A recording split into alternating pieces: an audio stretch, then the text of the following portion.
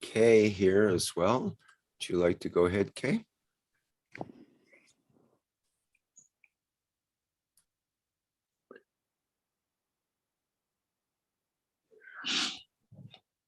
Hello, Kay. We're not quite hearing you yet. I see your microphone is open, but we can't hear your voice. Can you hear me? Yes, there we go. Thanks.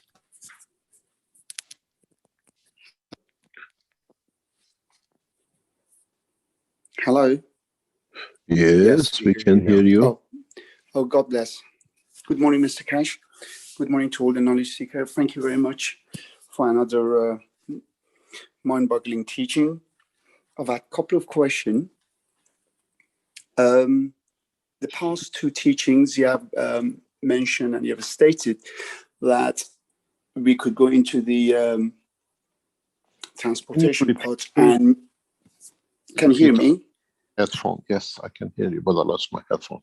Can you repeat, please? Sorry.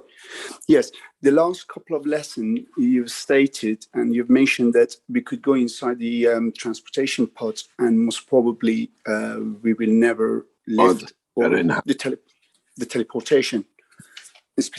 Specifically on teleportation part, we could go inside there and perhaps we would never travel anywhere. And when you open the door, we're still standing there. So you mentioned that our soul may not allow us, and then it may not be ready to take that shift. Now, my question was, are you afraid of it, that it might do that to you? Perhaps. My question was, I would love to travel. I would like to give it a try, definitely, when I can afford it. But my question was, what if we were to put a goat or perhaps a vegetation such as, say, a watermelon or something, or even a rock? What would happen to that? Would they teleport as well? Or would they sort of say that we are not ready? Because at the end of the day, the vegetation, in particular the animals, either they're grazing animal or they're carnivore meat-eating animals, they are doing what humans are doing. They for sustenance, they devour and they kill. What about them? Would they transport from that teleportation machine? It's the same with it. You are looking at the man, you're looking at the soul of the being. If you bring another creature from the universe and he does wrong on this planet, yes? Yeah. Then can he live without the souls are balanced? You understand? Yes. And it goes back to the same thing again, the beauty of the creation, the understanding of the creation, the understanding of the totality of the creation is not exclusivity of man. That's all it is. It is not exclusive to man. As long as man has that habit, as we call it in Farsi, Ashraf al-Makhluqat, the king of the animals, we always have that thinking. The atom has a soul. If you have a key in your pocket when you go in the machine, when you land on planet Zeus, you still have that, the soul of that key. You say, what have I brought with me here? If you have no memory of being on Earth, let's say, on the way you become a summit, and then you lose it, you find something in your pocket, would it be the shape of the key? Just because here it was in the state of a matter state doesn't mean there is the same. Maybe it appears as a little mouse in your pocket, or a shape of a moving thing that you consider to be a mouse. This is how mankind has to move on, has to add to its knowledge, has to become part of that, the structure of understanding.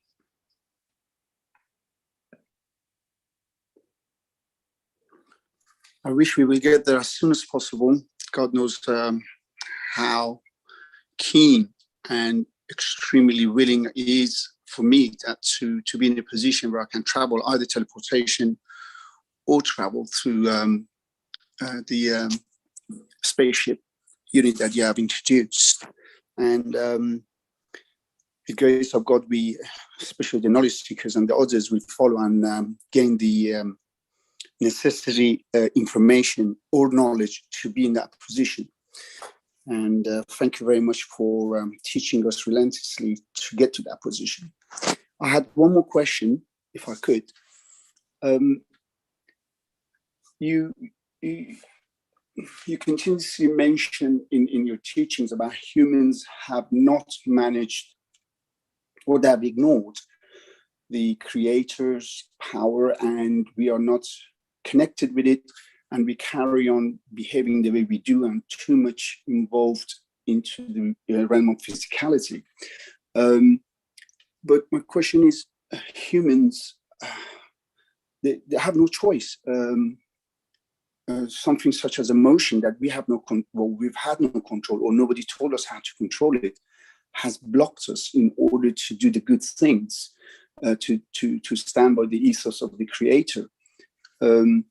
Why do we have shortcomings as a human, and why are we being the culprit if we don't know it to begin with? I understand that we shouldn't kill, I understand we shouldn't, lie and steal and so forth. Yeah, so that is being a pure human. If your morale is intact, you do those things anyhow. But in terms of not eating and having access to the universal knowledge or access to the Creator, which is our own soul, which has created us, we thanks to you, you have introduced it to us, and we are aware and trying to get to that level. Why humans are being held responsible for not having that knowledge to begin with, because it's been taken away from us, always been blocked by our emotion. Why did our Creator, in this case, which I understood is the Sun, has brought about a dimension like this, so that humans are where they are and they're being held responsible for not being like the rest of the universal community? I just wanted to see how deep human is responsible for their action, without knowing even that such a thing exists at first place. Sorry. Now your second question goes too far. Let's break it one by one and see what we say. What I'm trying to actually say, so I stretched a little bit. Yeah. Why is human being that we broke the string? Start again.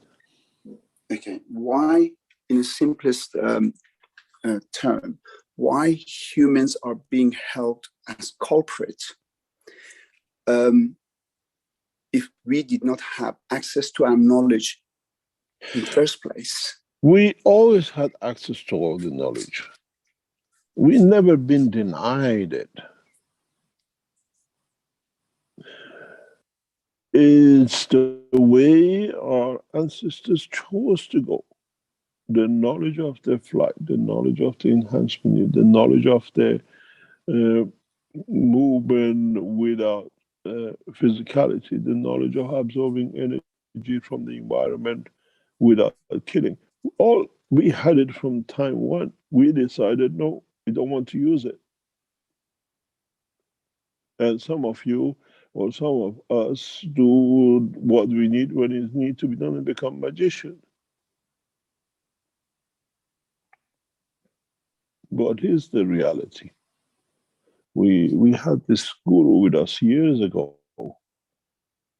When I open his hand, how he feeds himself, we can teach all of you. Every single one of you can become the guru for months and months. You don't need the water. You are the water. And I've said this many, many times, and somehow we can't get through this to many knowledge seekers, to most of the knowledge seekers. We produce field replication units. And then we have the taste of the orange or whatever in it. What is in here just a salt water. You put a man and his physicality, what is constituents of his man? Just salt water with systems you can take energy from it. If all we do, we put enough of this field replication around us and we go in it,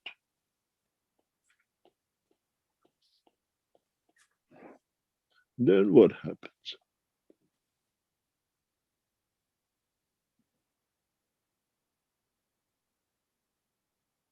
You become,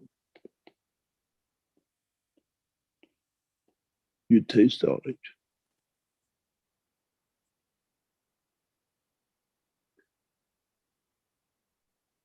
But you have to have the level essence of, I like the taste of orange that I want to receive it.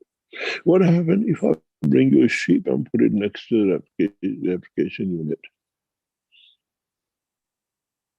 The orange didn't speak, but this time the sheep goes meow. Would you do the same bow as well? Because you take all the emotion. Would you feel that you had a nice kebab when the sheep is standing there without eating the sheep?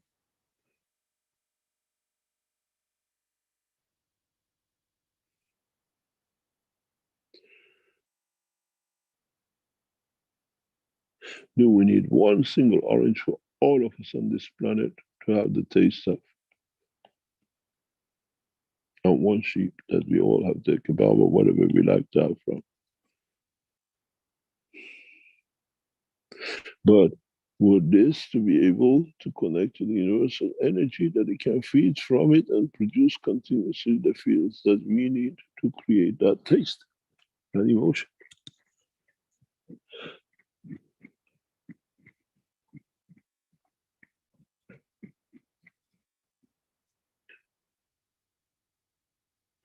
This is what we chose. Now we are bringing the option back on the table, but showing the advantage of it or the benefit of it, or what we call the sidekicks of it. Humanity needs to move on very rapidly. Humanity needs to be on it very rapidly if you're there to catch up.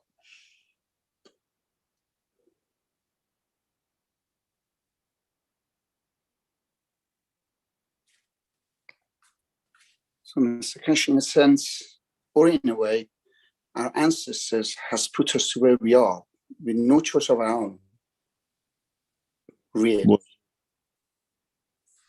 Well, they knew the knowledge and they took it away from us. They did not ever allow us to have a choice, because obviously I never knew nothing about it, and billions of others like me never knew about this such a thing that we have got access to our soul. So we could have access to our soul, where the soul carries the universal knowledge. Our ancestors, our forefathers knew about it, and as time gone by, bits by bits, they just dished it until they totally forgotten it. But so it goes back again. So we, the present generation, forget about a couple of generations, 3 or 4, 5 generations back, at this present generation, we don't understand, or we never even thought or contemplated or understood that there's such a thing that we got a soul, where it's our creator and has got the essence of totality, has got knowledge of universal knowledge, and you could do everything that one could ever imagine. But at the end of the day, we, in today's present time, we never knew, we were shunned of such a knowledge, of such power, and of such a creation, power of creation.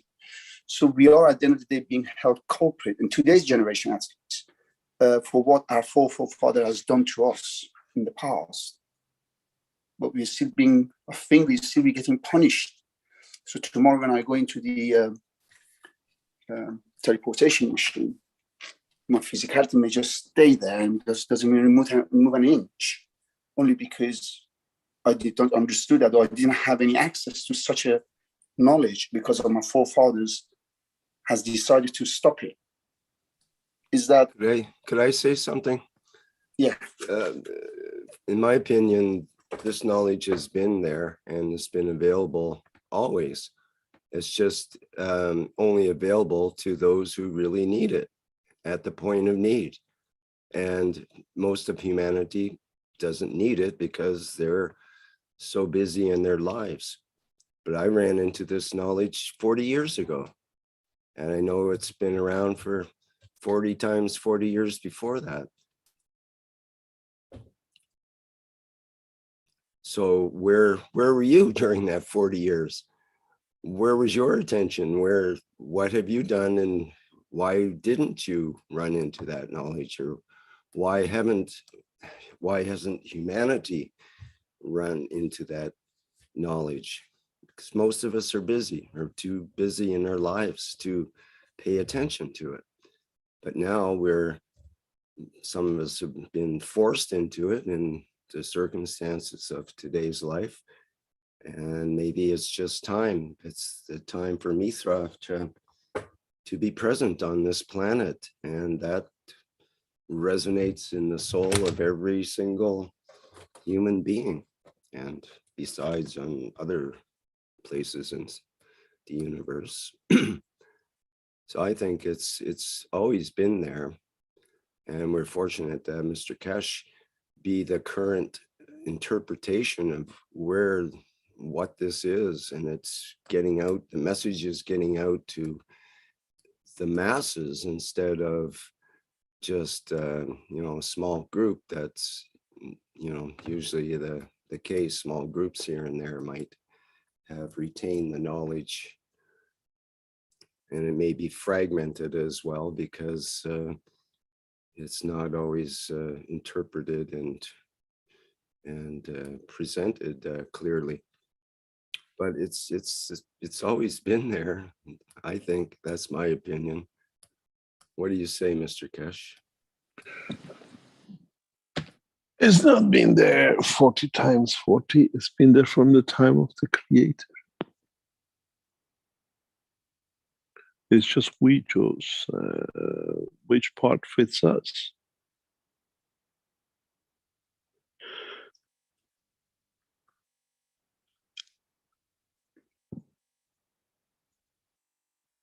Depends which part of the information. Would you like to change your screen, please? Depends on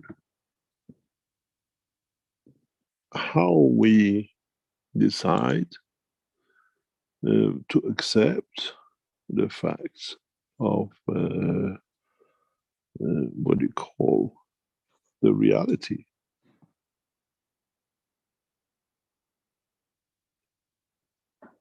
How we push with the limitations and dimensions of going deeper to understand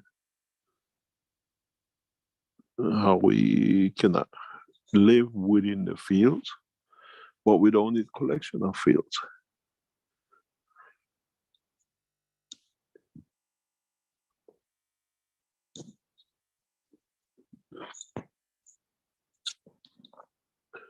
The knowledge has been accessible from time of Moses and Jesus and the rest. And sometimes they showed part of it and they became, and mankind treated them like magicians. In the future, in the very near future, much, much nearer than many of you can imagine, mankind will bring bodies to these systems to see if they can revive their souls, that through it they can revive their physicality. They will attempt it. But then it depends if that physicality has already taken shape to go, has lost is the parameters of holding to the soul. The way we see now the air ambulance people from one country to another, they will air ambulance people to the nearest machine that they can put in there to see if they can get the brain, which is an accident, or whatever, the bullet which has caused the damage to kill, They keep the machines going mechanically with the heart operation of the machine, of the body, and then put them in these machines, trying to revive them back in dimension of life. Don't be fooled with the simplicity of this. Man will make a magic machine out of these machines in the coming time.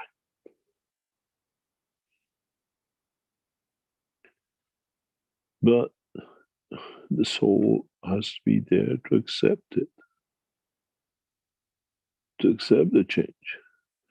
Maybe once they go to a new dimension, they don't want to come back in dimension. It doesn't matter what you put them in the machine for. Death by accident become a very, very rare thing.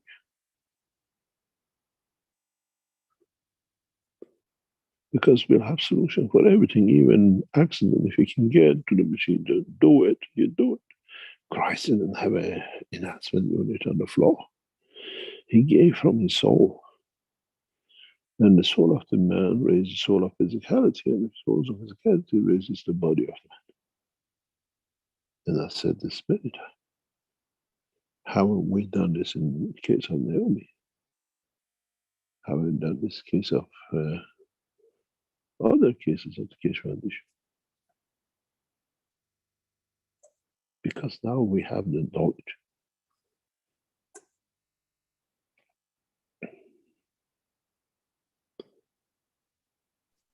But the man should be want to receive it, and you do it.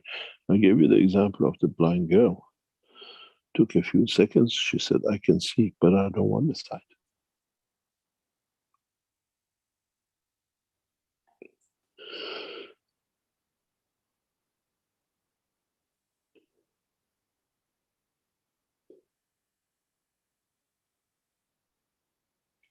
Mr. Keshe, sorry. Thank you ever so much for your beautiful explanation. As always, you delve into more than is needed. God bless you.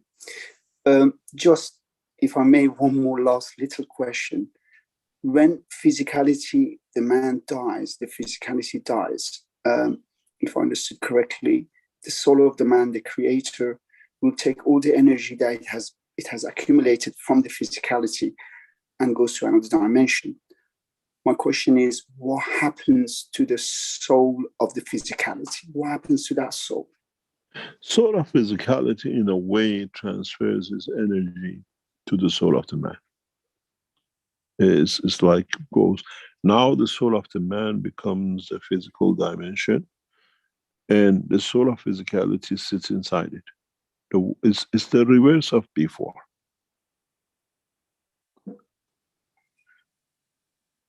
It's the physicality in the dimension of strength of the position of the magnetic field of the earth, which stays behind. But the soul of physicality, which made the body of the man to hold on, to be in touch and interaction with the soul of the man, comes collectively to become now within the structure. Let me explain to you this, because I know this has been a lot of question for many knowledge seekers. If you have the body of the man, and then you have the physicality of the man, yeah? Every cell has a soul.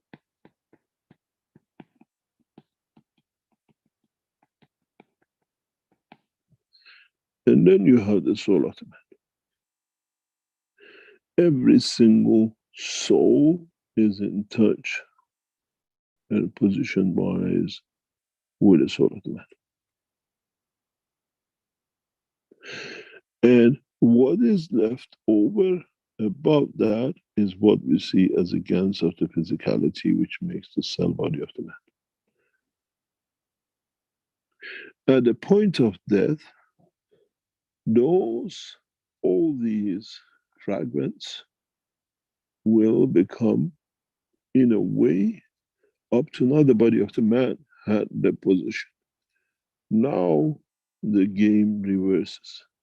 These become within the soul of the man.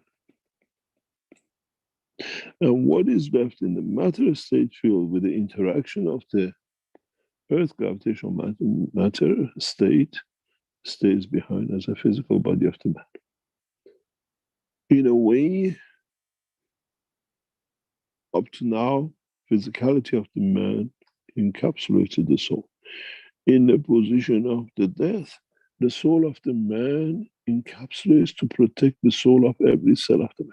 In a way, it becomes a solar system where all these souls are like Earth, another planet, finding position in it.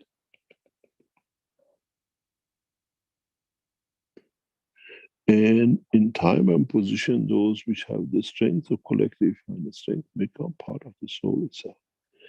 And in the position and dimension of the new position man arrives to, the soul will still can stay as a soul with the soul of the dimension of physicality within it.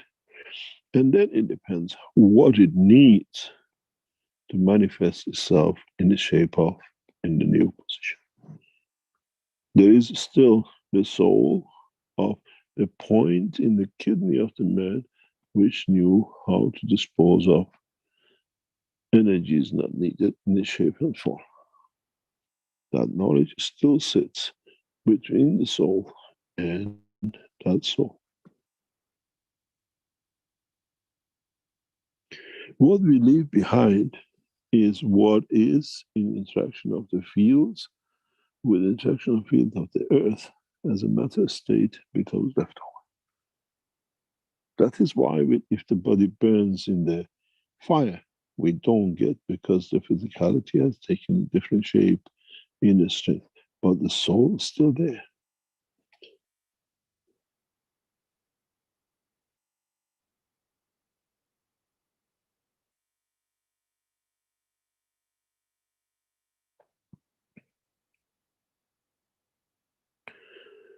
And if you understand this in the long term, you should be able to give an answer why, when we have an amputation, what happens to the soul of the part which is left us? Has all of it is still sitting in bed, and that's why the body tries to feed it through the soul connection and through the neural system to feed it, and it's not there, and we get phantom pains. Our neural system and our blood system is not the only connection to the soul, every soul. Our soul has a direct line to the soul too, because they're magnetic field centers.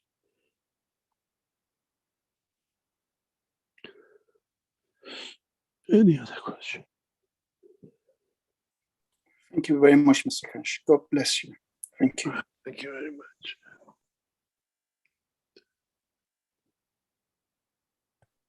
Okay, very good, Mr. Kesh. We've got a couple more hands up here. Mashfek, would you like to go ahead next? Sorry, mine was a mistake. Sorry. Okay, and Ed, I think you've got your hand up again, or? Yes, thank you. Mr. Kesh, this is Ed from Indiana again. The question I have just occurred when you were talking to Kay, or you were just explaining how at death, the souls of the cells transfer their soul's energy back to the soul, into the soul existence. They carry what they have done with them. What is the case when they have done incorrectly, when they have done what I want to say wrong, but maybe that's not the right word?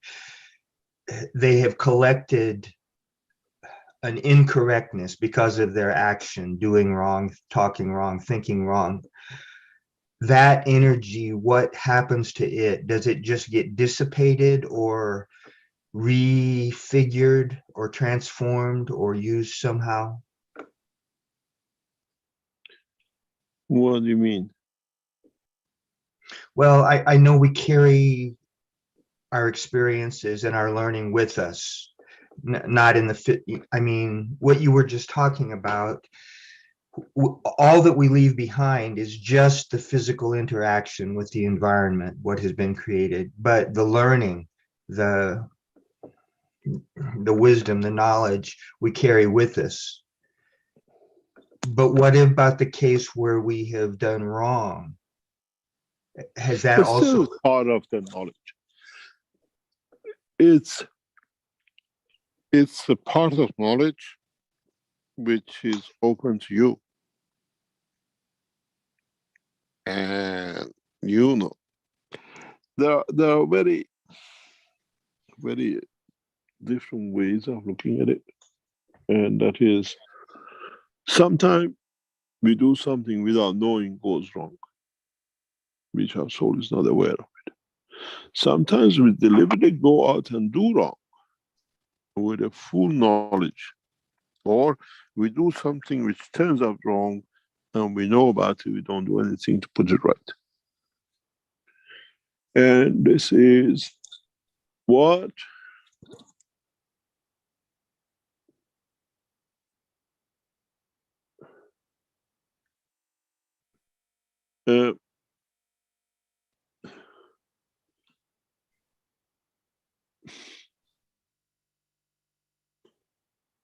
what is important is how to correct what is wrong. And this is why I always say, always ask. Because what is done by the others, when you ask what decision is made by them, and you have received the answer, you make your decision on those bases. What goes starts from that point. What is wrong is for them, not for you. And this is part of understanding this process. This is part of understanding this change. And I've gone through this quite a few times in the past. You make a mistake, you're not aware of it. When you go in the system, does it affect you? No. If you made a mistake and you know you're aware of it and you don't put it right, then is it your position to go in? And would it be done? Or have you put it right? Or you do wrong and you think you can get on. That's why I said none of the world leaders will ever be able to. You want to travel from A to Z, get on board of somebody who's been in a position of power over 2 years.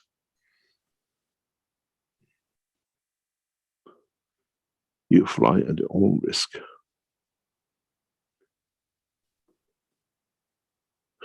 If you heard me before, I said being a world leader would be a very lonely job.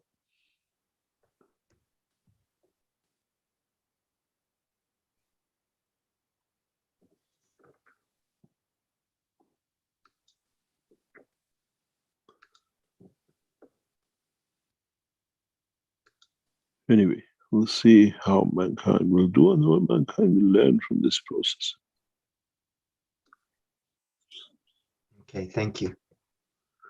Thank you very much. Rick, you have some of the beautiful pictures I've never seen from the enhancement units. It is for us to decide the future of us, not others what they've done. We will go through a process of understanding for ourselves, we go through a process of understanding for the others. But in overall, we have to be able to understand our own position.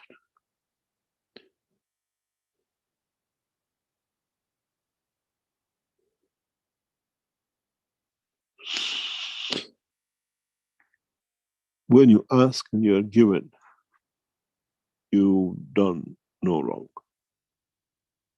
When you take and you don't ask, then you have to stand for it.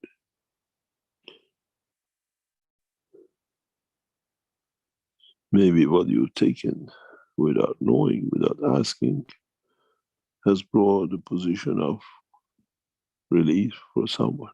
Then that stands on its